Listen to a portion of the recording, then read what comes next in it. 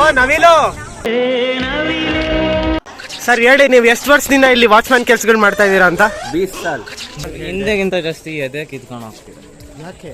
Hard work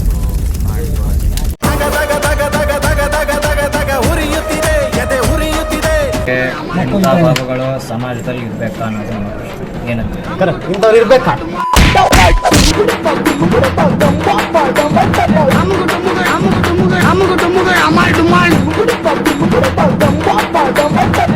ನಂದೊಂದು 2-3 clipping ಕೊಡ್ತೀನಿ, ಹಾಕೊಂಡ್ಬಿಡಿ ಯೂಟ್ಯೂಬ್ಗೆ. YouTube channel ಎಕ್ಕೋಟ್ ಆಯ್ತದೆ.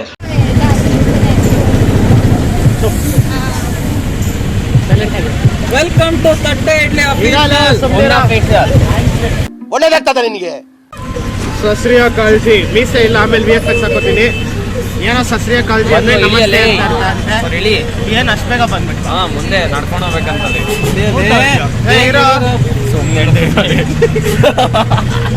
ನಮ್ಮ ಹೊಟ್ಟೆ ಎಷ್ಟು ಉರ್ಸ್ತಾವ್ರೋ ಆ ಭಗವತ್ನ ನೋಡಿದ್ರೆ ಸರು ನಾಷ್ಟ ಮಾಡ್ಬೇಕು. ಎಲ್ಲ ಜೋಕ್ ಒಂದು ಮಾಡ್ತಾರೆ, ಆಮೇಲೆ ಅವರೇ ನಗ್ತಾರೆ. ನಮಗಂತೂ ನಗು ಬರಲ್ಲ. ಓಕೆ, ಇವಾಗ ಸದ್ಯಕ್ಕೆ ಅಮೃತಸರಲ್ಲಿದ್ದೀವಿ. ಅಲ್ಲೋಡು ನಾಯಿ ನೋಡು. ಅವ ನಾನು ಬೇಕು ಇಲ್ಲಿ ನೋಡಿ. ದೊಡ್ಡಾಗಿ ಇದೆ ಇಲ್ಲಿ. ದೊಡ್ಡಾಗಿ ಅಲ್ಲಿ ಡೈನೋಸರ್ ಅದಾ ಎಲ್ಲಪ್ಪ ನಾಯಿ.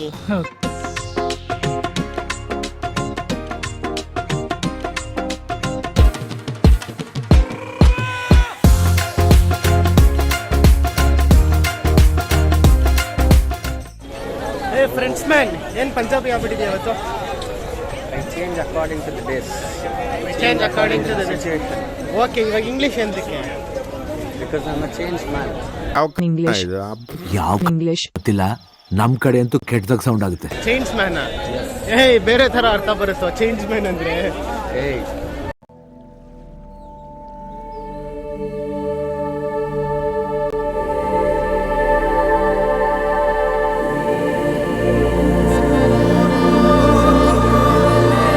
ಸೊ ಆಡಿಯೋ ಕ್ಲಿಯರಾಗಿ ಕೇಳಿಸ್ತಾ ಇರ್ಬೋದು, ಬಟ್ ಮೈಕ್ ಅಲೌಡ್ ಇಲ್ಲ ಇಲ್ಲಿ.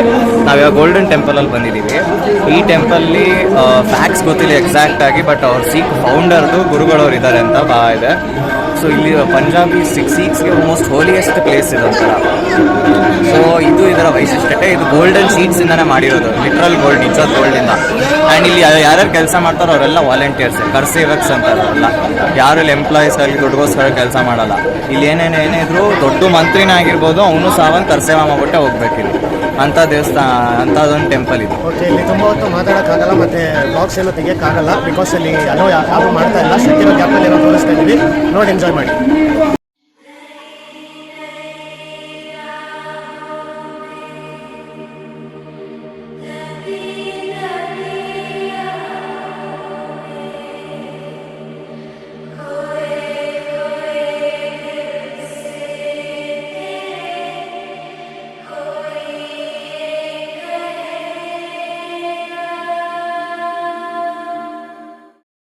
ಸದ್ಯಕ್ಕೆ ನಿನಗೆ ಸಿಕ್ಕಿರೋಂಥ ಸ್ಥಳದಲ್ಲಿ ನಿಂತ್ಕೊಂಡ್ರೆ ಒಬ್ಬ ನಿಜವಾದ ಭಾರತೀಯನಾಗೋದವನಿಗೆ ಕೋಪ ಬಂದೇ ಬರುತ್ತೆ. ಯಾಕಂದರೆ ಈ ಜಾಗ ನೋಡಿ ಎಷ್ಟು ದೊಡ್ಡದಿದೆ ಅಂತ. ನೀವೇ ನೋಡು, ಒಂಥರ ಮಿನಿ ಕಬ್ಬನ್ ಪಾರ್ಕ್ ಥರನೇ ಇದೆ ಆಲ್ಮೋಸ್ಟ್. ಬಟ್ ಆದ್ರೂ ಆ ಜಾಗದಿಂದ ಬುಲೆಟ್ ಫೈರ್ ಆಗಿದ್ದು ಕಾಣ್ತಿದೆಯಲ್ಲ, ಸ್ಟೀಲ್ದು ಆ ರೇಲಿಂಗ್, ಅಲ್ಲಿ ನಿಂತ್ಕೊಂಡು ಸೈನಿಕರು ಬುಲೆಟ್ಸ್ ಫೈರ್ ಮಾಡಿದ್ದು. ಇಮ್ಯಾಜಿನ್ ಮಾಡ್ಕೊಳ್ಳಿ, ಎಷ್ಟು ದೊಡ್ಡ ಪಾರ್ಕಲ್ಲಿ ಎಷ್ಟು ಜನ ಇರ್ತಾರೆ ಆವತ್ತಿನ ದಿನ. ನೋಡಿ, ಇದೇ ಬಾವಿಲಿ ಕಾಣಿಸ್ತಾ ಇರ್ಬೋದು, ಅಷ್ಟು ಜನದ ದೇಹ ಒಳಗೆ ಇರುತ್ತೆ.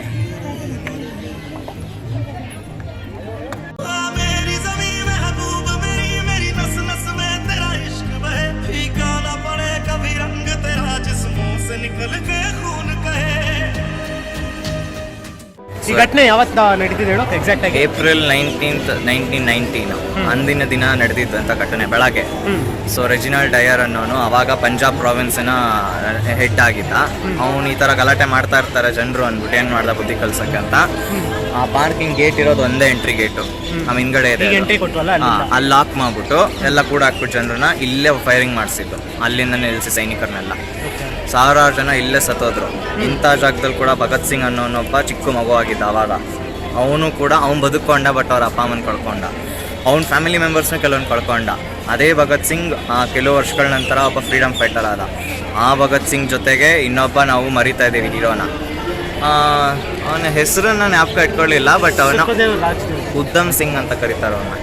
ಇದೇ ಉದ್ದಮ್ ಸಿಂಗು ಲಂಡನ್ಗೆ ಹೋಗಿ ರೆಜಿನಾಲ್ಡ್ ಡೇಯರ್ಗೆ ಗುಂಡಿಗೆ ಕೊಂದು ಬಂದ ಅಂತ ಒಬ್ಬ ಧೀರ ಈ ಜಾಗದಲ್ಲಿದ್ದ ಮಗುವಾಗಿ.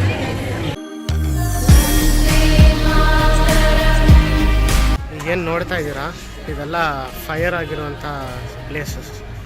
ಬುಲೆಟ್ಸಿಂದ ಅಷ್ಟು ಗೋಡೆ ಹೊಡೆದಿದ್ದಾರೆ ನೋಡಿ. ಇಲ್ಲಿ ಆ್ಯಕ್ಚುಲಿ ಕಮ್ಮಿ ಮಿಕ್ಕಿರೋ ಬುಲೆಟ್ಸ್ ಎಲ್ಲ ಬಾಡಿಲಿದೆ.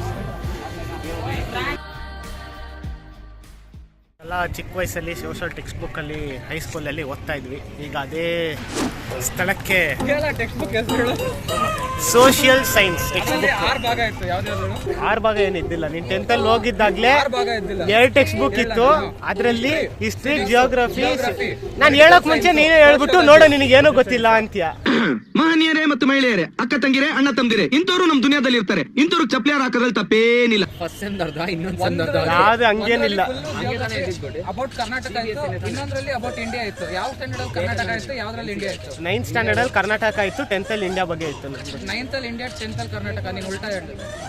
ಈ ನನ್ನ ಮಕ್ಕಳಿಗೆ ತಿಂದ್ಬಿಟ್ಟು ಮನೇಲಿ ಬೇರೆ ಏನ್ ಕೆಲಸ ಇರಲ್ಲ, ಇಲ್ಲಿ ಬಂದು ನಿಂತ್ಕೊಂಡು ಹೋಗೋ ಬರೋರ್ನೆಲ್ಲ ತರಲೆ ಮಾಡ್ಕೊಂಡು ಪೋಸ್ಟ್ ಕೊಡ್ತಿರ್ತಾರೆ ಬಡ್ಡಿ ಮಕ್ಕಳು. ನೀವು ಇಷ್ಟೊತ್ತು ನೋಡಿದ್ದು ಗೋಲ್ಡನ್ ಟೆಂಪಲ್ ಮತ್ತೆ ಜಲಿಯನ್ ವಾಲಾ ಬಾಗ್. ಮುಂದಿನ ನಿಲ್ದಾಣ Wagah border. Next stop is Wagah border. ಅದೇ ಕಾರು, ಅದೇ ಆಟೋ.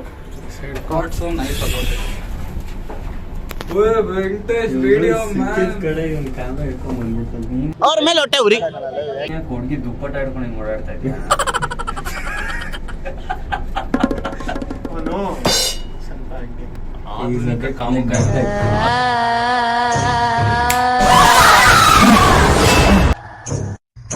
ನೋಡು, ನಿನ್ನ ಗಂಗಾ ನಾಗವಲ್ಲಿ ಆಗಿರೋದನ್ನ ನೋಡು.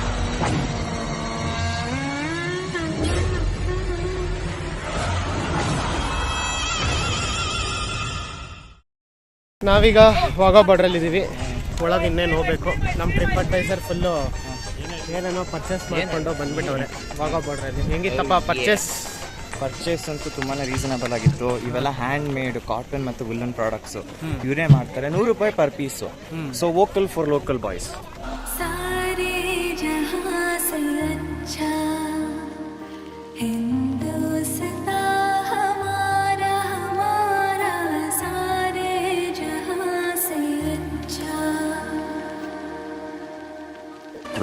minutes later.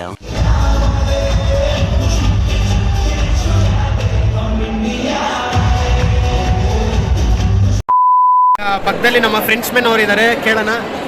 ಫ್ರೆಂಡ್ಸ್ ಮೆನ್ ಏನು ದುಬೈ ಆಗ್ಬಿಟ್ಟಿದ್ರ? ಏಯ್ ಶೇಖ್ ಎತ್ರಿ. What nonsense are you speaking? ಎತ್ರಿ. ಏನ್ರಿ ಸಡನ್ ಆಗಿ ಇಂಡಿಯಾಗೆ ಬಂದ್ಬಿಟ್ಟು ಅಬಿಬಿ ಕಮ್ ಟು ದುಬೈ ಅಂದಂಗೆ ಇದೆಲ್ಲ ಹಾಕೊಂಡಿದ್ರೆ ಹೆಂಗೆ? ತುಂಬಾ ಚೆನ್ನಾಗಿದೆ ಅನ್ಸುತ್ತೆ. ಸರ್ ನೀವು ವಾಟಾಳ್ ನಾಗರಾಜ್ ಅಲ್ವಾ? ಸರ್ ನೀವು ವಾಟಾಳ್ ನಾಗರಾಜ್ ಅಲ್ವಾ? ಡಿಸ್ಟರ್ಬಿಂಗ್ ಮಾಡ್ತೀಯಾ? ಅವನು ಏಂತ ಬರೀ ವಾಟಾಳ್ ನಾಗರಾಜ್ ಫ್ಯಾನು ಅಂದ್ರೆ ಅವ್ನು ಸ್ಕೂಲಿಗೆ ಹೋದಾಗಲ್ಲ ಇನ್ನೇ ನೀನು ನಾಳೆ ಟೆಸ್ಟ್ ಬರಿಬೇಕಂದಾಗ ಅವನಿಗೆ ರಜಾ ಸಿಕ್ಬಿಡೋದು. ಯಾರಿಂದ? ನಮ್ಮ ವಾಟಾಳ್ ನಾಗರಾಜ್ ಅಣ್ಣ ಇಂದ. ಅವರು ಒಳ್ಳೆ ಕೆಲಸಕ್ಕೆ ಮಾಡ್ತಾ ಇದ್ರು. ಅದನ್ನ ಇಂಥ ನನ್ನ ಮಕ್ಳು ಇರ್ತಾರಲ್ಲ ಇವರು ದುರುಪಯೋಗ ಪಡಿಸ್ತಾರೆ ಈ ರಜೆಗಳನ್ನ.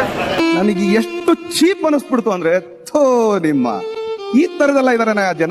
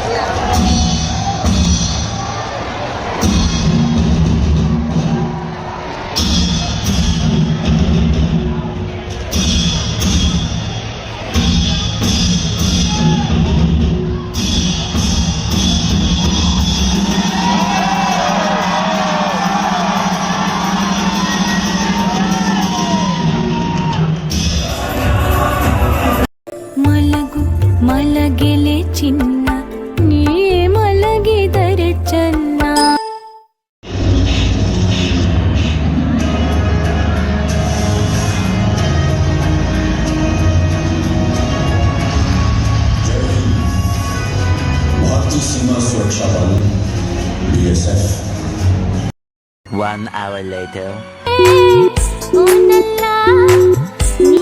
What you people are doing? ಏನ್ ನಿಮ್ದು ಮೀಡಿಯಾ? ಏನ್ರಿ ಮೀಡಿಯಾ? ನಾನು ಇಷ್ಟೇ ಹೇಳ್ತಾ ಇರೋದು, ಆಕ್ಚುಲಿ ನನ್ನ ಹತ್ರ ಒಂದು ಸ್ವಲ್ಪ ಕಲೆ ಇದೆ, ಅದನ್ನ ಪ್ರೂವ್ ಮಾಡ್ಕೊಳ್ತೀನಿ. ನೀವು ಅಷ್ಟೆಲ್ಲ ಮಾಡೇ ಇಷ್ಟೊಲು ಬಂದಿದ್ದೀನಿ. ಅಣ್ಣ ನಮ್ಮನ್ನು ಹೊಡಿಬೇಡಿ ಅಣ್ಣ, ಬಿಟ್ಬಿಡಿ ಅಣ್ಣ.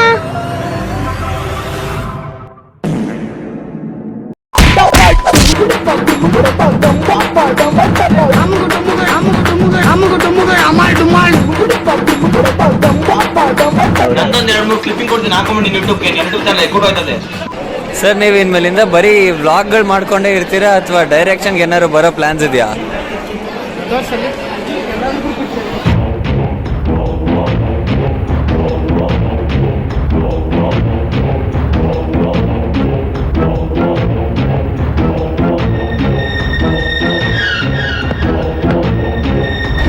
I hope I answered your question.